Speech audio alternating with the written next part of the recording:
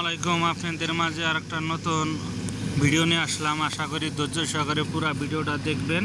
ভালো লাগলে like share comment করে যাবেন। আজকে কথা বলবো আমি টাগবোটে বিষয় নিয়ে, বাংলাদেশের যে ছোট জাহাজগুলো বলে সেই বিষয়ে কথা বলবো। তো এই টাগবোটে কমসে কম 8টা লোক নেয়। আপনারা যদি আসতে চান আসতে পারবেন। অনেক ভাই জিজ্ঞেস করে ভাই এই টাগবোটের কাজ কী।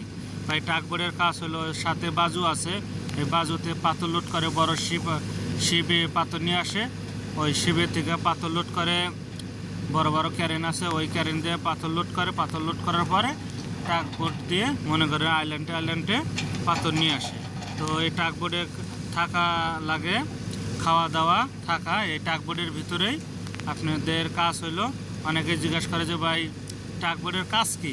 টাগবোটের কাজ হলো ভাই ওই যে বাজু যে নিয়ে আসবে, বাংলাদেশের যে ফেরির মতো বলে, তো ফেরি বলে, সেই ফেরির দুই সাইডে রশি লাগিয়ে দিবে আর টাগবোটে রশি লাগাবে।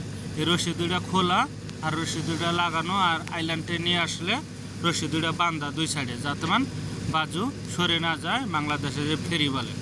তো এই কাজগুলোই, তাছাড়া বাড়তি কাজ নাই। অনেকে জিজ্ঞাসা করে ভাই এই টাগবোটে কি জাহাজের মধ্যে আসলে কত টাকা বেতন হবে আর কত টাকা লাগবে আর কত দিনে আসা যাবে। ভাই টাগবোটের যদি আসেন টাকা বেতন হবে, মালদ্বীপের 7,000 টাকা। এর মধ্যে কিছু এক্সট্রা কামাই আছে, এক্সট্রা কামাই দিয়ে দেখা যায় 8-9 হাজার টাকার মতো আসে। তো আপনাদের 8-9 হাজার টাকা হলে বাংলাদেশের দেখা যায় 50-60 হাজার টাকা হয়। আর কাজ হলো ভাই, আমি কাজের কথা বললামই।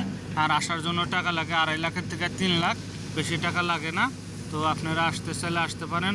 অনেকেই জিজ্ঞাসা করে ভাই এই টাগবোটে কি জাহাজের কাজে আসলে কি মেডিকেল করা লাগবে। ভাই বিদেশে আসলে মেডিকেল করা লাগবে। তো আসলে আপনারা আসতে পারেন।